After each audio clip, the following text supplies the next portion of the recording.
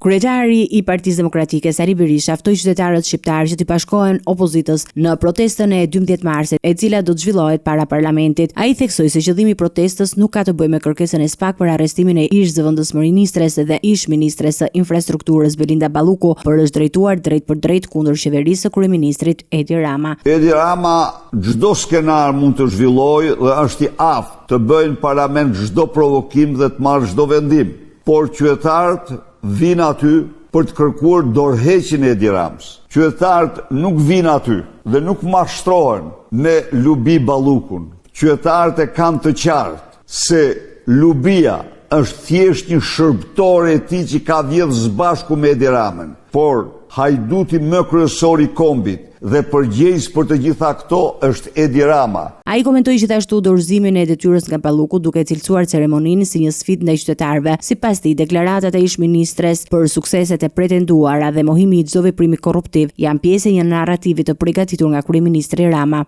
Janë përpjekje të vazhdueshme të Edi Ramës për të sfiduar haptas qëndrimin e Bashkimit Evropian ndaj Shqipërisë. Ju e pat se si Lubi Balluku mblodhi ministrinë dhe me durtrokitje dhe mallngjime u paraqit para tyre sikur të ishte heroin dhe jo një delinkuente e zezë, hajdutja më e madhe që kombi ka patur në tërë historinë e vet. Berisha ishte i pari që lajmëroi largimin e Elisa Spiropalit nga kabineti. Miqtë e tij kërkuan të tregonte prapas skenat e shkarkimit. Avokati më kryesor i saj, qoftë në gjykata, qoftë në publik, qoftë kudo, gjë të cilën Spiropali nuk e mori përsipër, sepse Spiropali në takimet e saj, ku në çdo takim çështja e parë që i ngrihej ishte çështja Balluku, Spiropali nuk shpreh se ajo është e pafajshme ajo këto,